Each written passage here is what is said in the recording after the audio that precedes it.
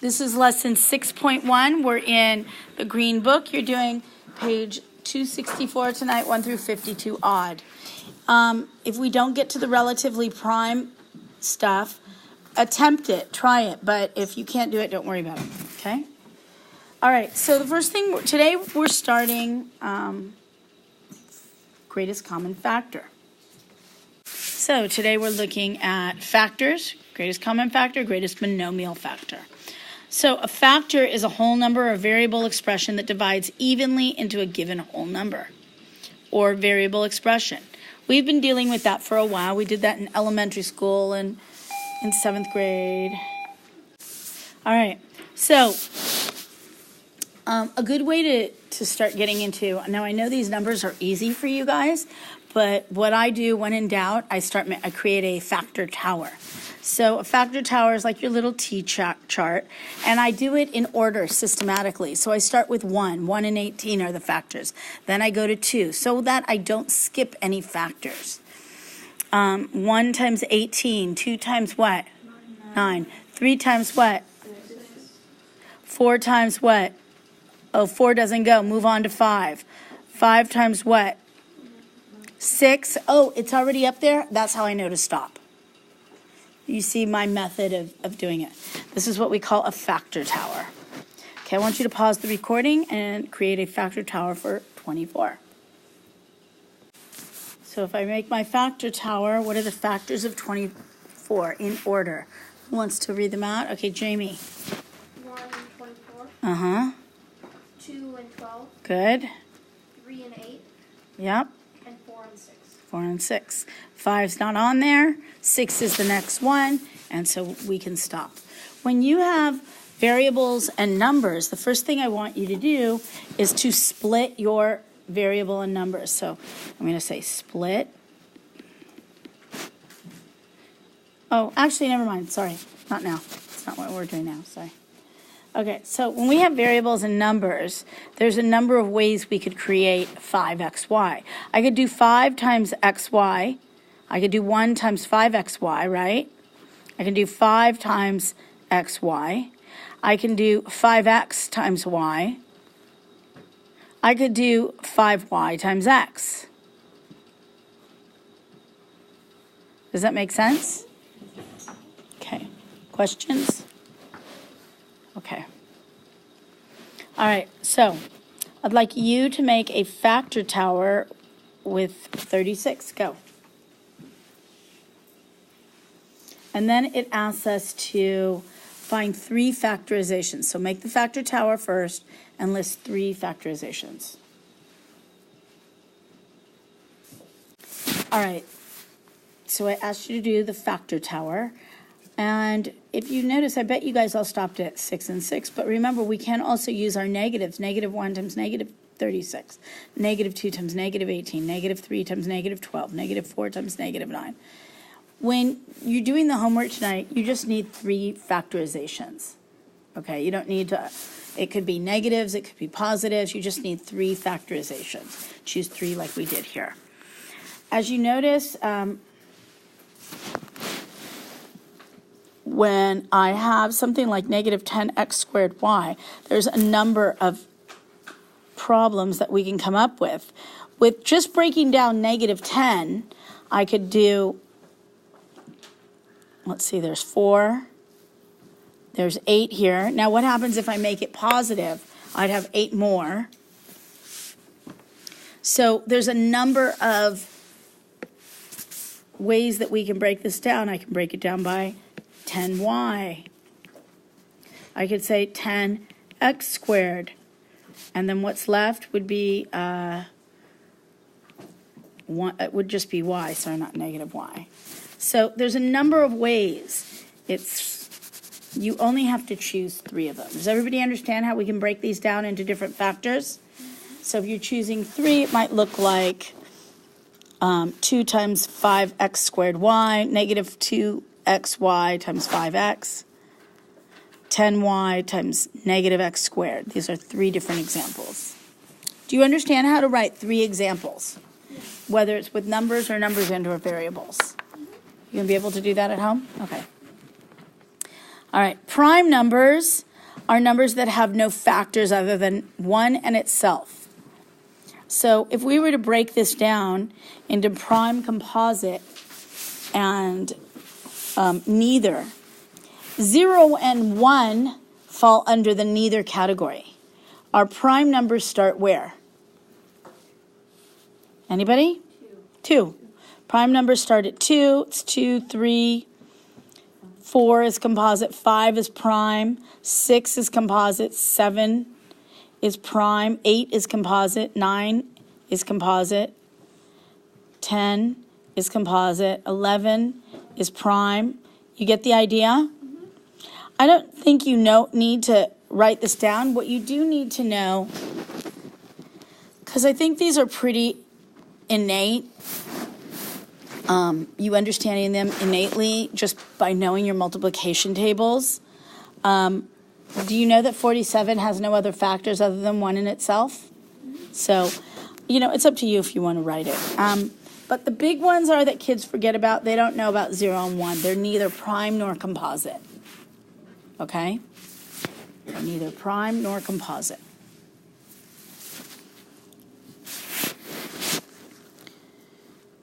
And 49 is composite and 50 is composite. Do you want me to pause and keep that up there? Okay, so a composite number are numbers that are made up of a product of primes. So prime factorization is a unique set of prime numbers whose product equals a given number. You've been doing prime factorization with the trees. Do you remember doing that in pre-algebra? So, like we take 18 and I break it down. What makes 18? 2 and 9.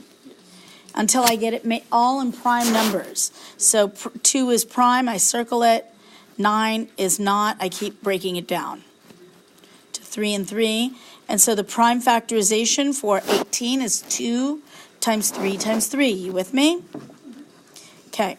You guys do number 24. Do 24. Go.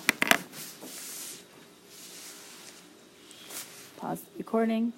What'd you get for 24? Go, Noah. First you divide it by 2 and 12. 2 and 12, okay.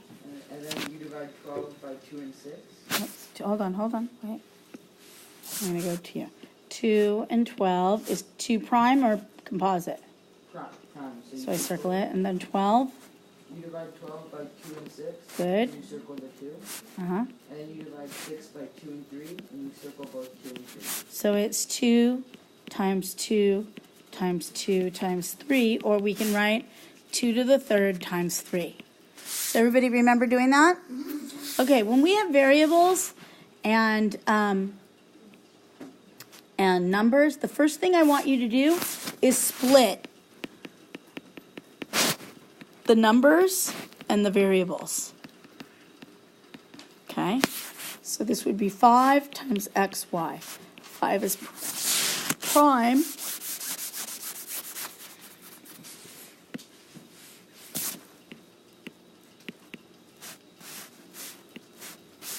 Five is prime, so I circle it. And then xy, I break it down to x and y to the first. There's no more left in x, just x. So we are prime, and so it would be 5xy. It is itself. It's a prime, right? Questions? Okay, so moving on. Now notice, if you did 4 and 6, you're still getting the same answer. Did anybody use 4 and 6? So it doesn't matter if you go with 2 times 12 or 4 times 6 or 3 times 8. You get the same answer. Okay? All right, greatest common factor. The greatest number they have in common. So when I break down 20, right, is 2 and 10, 2 and 5, right? The prime factorization is 2 times 2 times 5. When I break down 24, 2 and 12, 12 is 2 and 6, 6 is 2 and 3. So it's 2 times 2 times 2 times 3. You with me? So greatest common factor is what they have in common. The greatest factors they have in common. What do they have in common? We have one pair of 2's. Take it out. What else do they have in common? Another pair of 2's. Take it out. What else do they have in common? Nothing. So we multiply that, and so the GCF equals 4. 2 times 2. Clear? How can we multiply 2 times 2? To get, well, we know that 2 divides in, 2 pairs of 2's divide in, so 2 times 2, it's what is, they both go into it, so we're going to multiply them out. What does that, both of those really mean? Because we turned this number into prime numbers, so 4 is not prime. I'm just taking a pair of 2's that are prime and another pair of 2's that are prime. Notice they were multiplied before, so we still multiply them. Got it? Okay. That was a tough question to answer. That was a good question. We multiply what they have in common, basically. That's the rule. All right. So here we have 6m squared and 9mn. I want you to write this as we're going. So 6m squared, what do I do first? Put coefficient in The numbers in the variable. yeah. Good. So step 1, we make 6 on one side, m squared on the other. Okay, 6 breaks down to what? 2 and 3. And m squared breaks down to what? M and M. Don't think about the wrapper. I'm thinking about candy. Okay. I don't like M&Ms that much. Recording. Okay, 9mn. How do I break it down? First, Nicole. We break the coefficients, so 9 and then Good. 9 times mn. 9 breaks down to? 3 and 3. Good. And mn breaks down to? And then M and n. Good. Okay, so it's 3 times 3. Now, finding the greatest common factor, what do I do? Brianna? They have 3. A pair of 3's. Good. You multiply it and you would get, oh, and also add. A pair of m's. And then we get 3m. Get it? Yes, no, maybe? I wrote down 9M. Wait, how do you, No, because 9 doesn't go into 6. What'd you say? how do you have a pair of M and then No? Here, let's go back. I'm going to underline them, right? I can take out a 3 here, matches with this 3 here. You with me? I pull a 3 out. Is there any other numbers that they have in common? aren't they 2 different things? Right, but we're trying to find the greatest number that divides into this and this. Oh, okay. Greatest common divider. I thought you were just talking about that problem. No. So I've got that pair of 3's in both. 3 divides into both.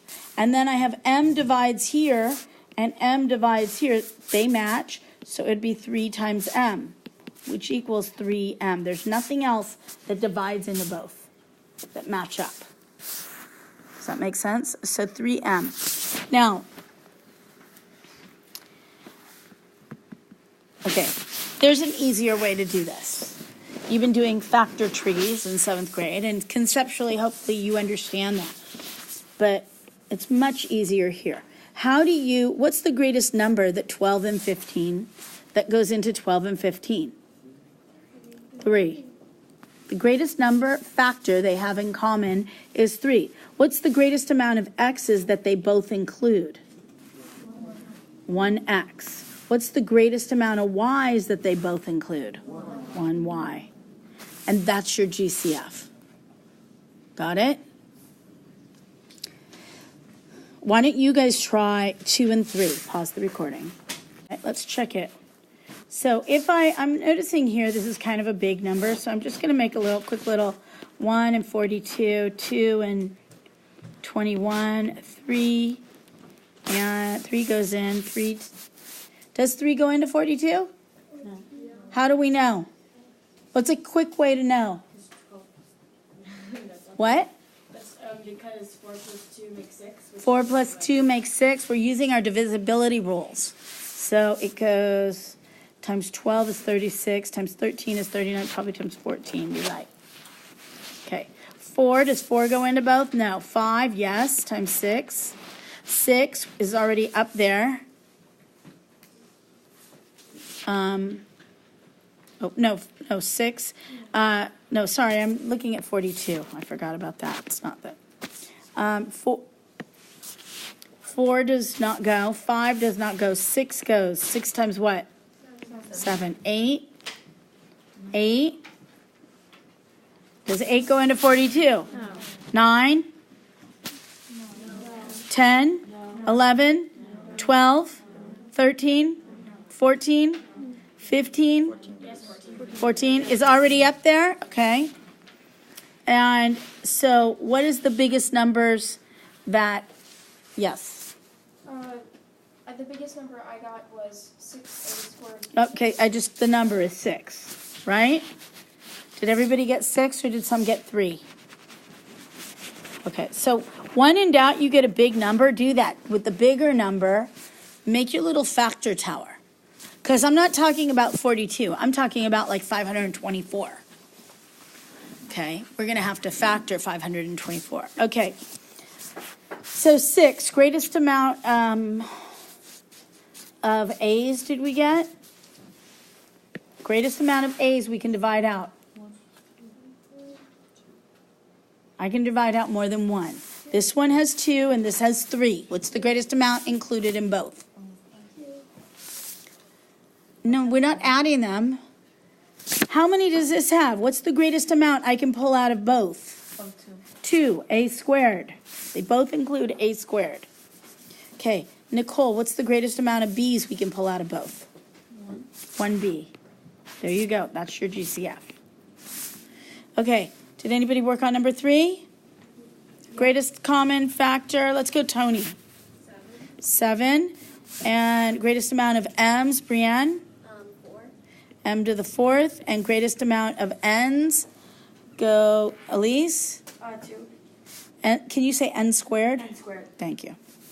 So 7 m to the 4th, n squared. You really kind of go with what they have in common, the lower number. Okay, you guys get what the GCF is?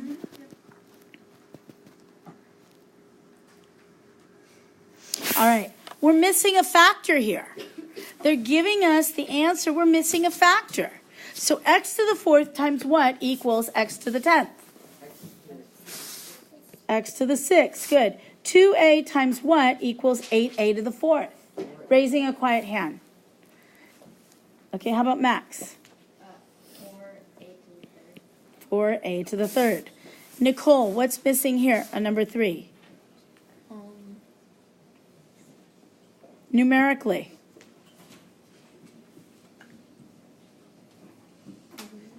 What times x equals 2x to the 2nd y? X and Y. I need another x. I need a y. What about number-wise? 1. No, 1, huh? 2. 2xy times x equals 2x squared y. Does that make sense? I've got a 9. I need a 4. How many a's do I need? A cubed. I have a cubed. I have 1a here. How many do I? Okay, what am I missing b-wise? And B cubed. B cubed. Okay, good. So number 5, let's go with Grant. Yes. For number 5, Uh-huh. it is -7, x to the 3rd, and y. No. Oh, yeah. -7, x to the 3rd. Why negative? Because there's a negative here times a negative makes a positive. 7, x to the 3rd, and then a y. There's y, 2 y's here. There's 1 here. It makes y to the 3rd.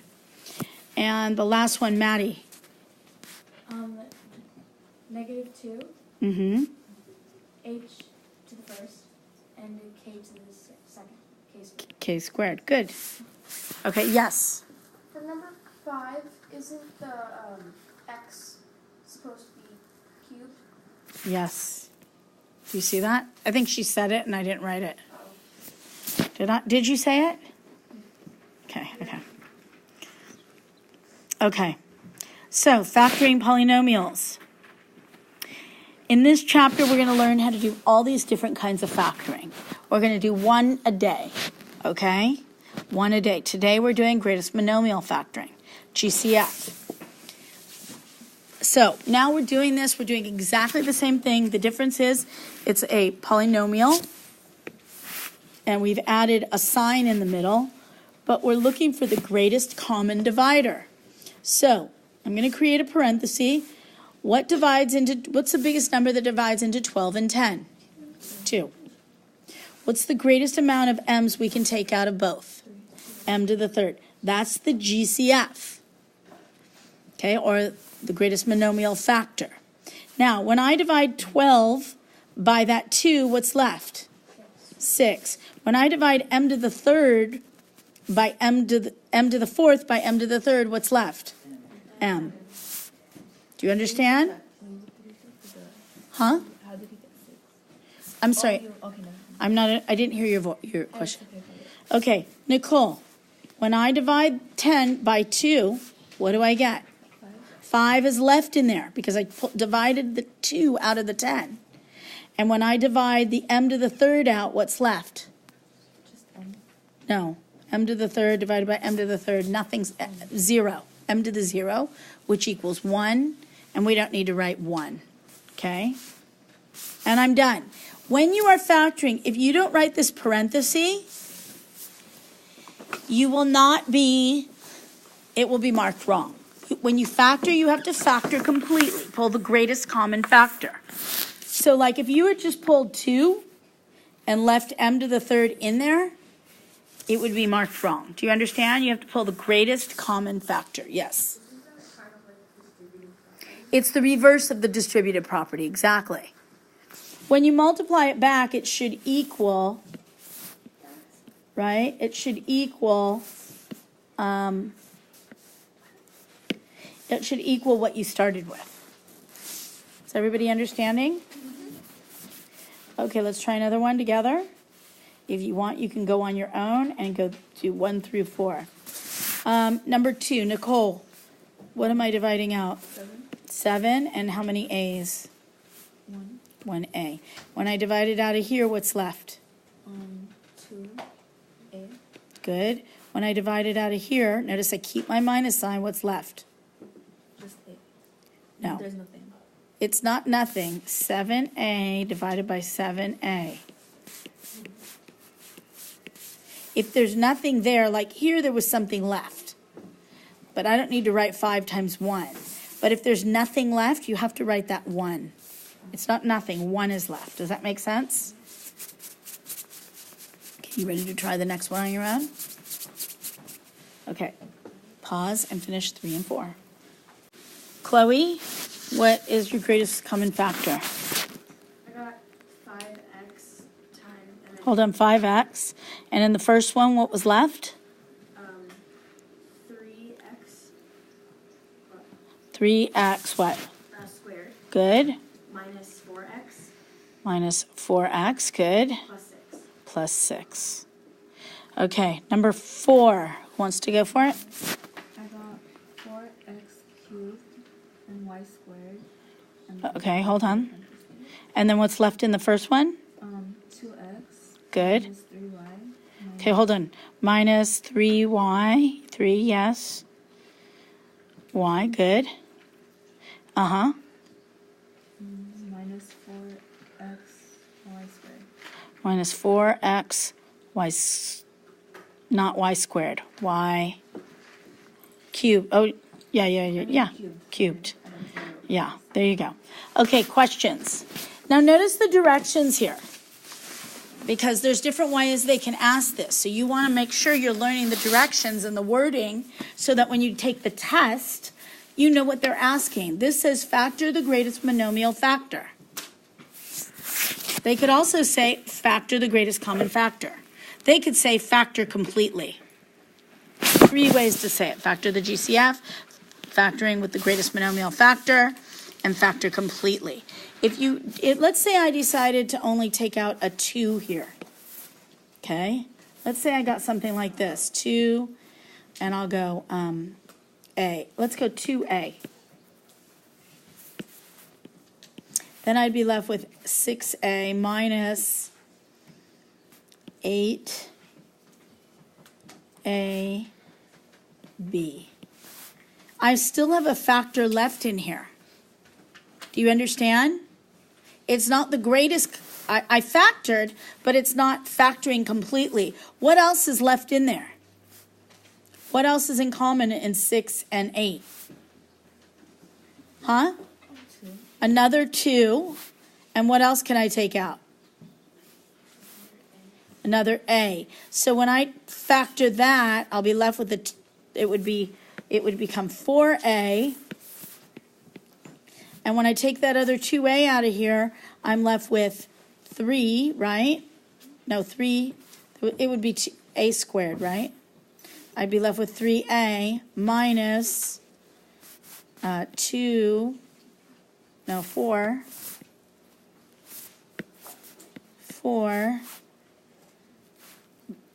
B. Yes. 3 squared. 4a squared.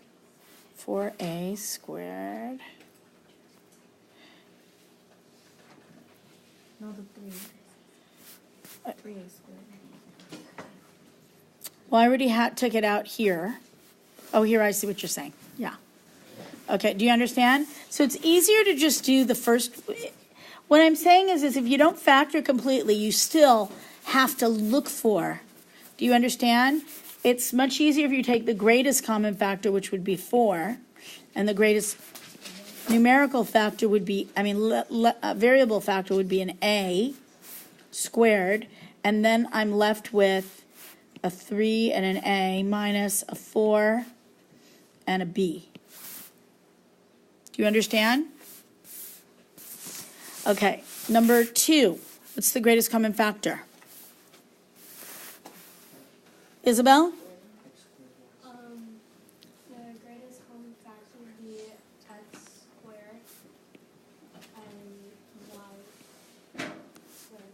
Good. And what's left in the first one? X squared Minus? minus y cubed. Good. Try the next 2. Go. Let's check our work. So in the first one, you should have had 9a squared b, and you're left with 2a plus 3b minus 4b squared. Thumbs up if you got it right, thumbs down if you didn't. Okay, and the second one, we take an x squared out, and we're left with x to the third plus x to the second plus 1, right? When you are dividing and you're left with only that x squared, and you divide that x squared out, that means you're left with 1 and 1. So it equals 1. Got it? And that's the lesson. I do believe that's the lesson. Hold on, let's check. That's it.